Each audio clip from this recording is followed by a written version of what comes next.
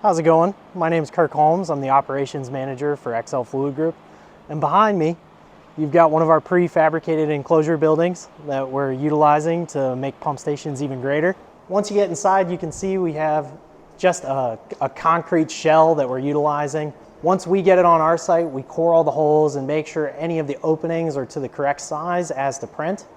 And then from there, we begin fitting out our conduit and the rest of our materials. We offer multiple different types for our buildings, including concrete, as well as fiberglass, and even looking at steel reinforced bases for those products. Some of the biggest advantages of our buildings are the fact that we completely do the electrical, all of the controls, everything inside, heating, insulation, HVAC, all ready to go from the factory, pre-tested and delivered right to the site.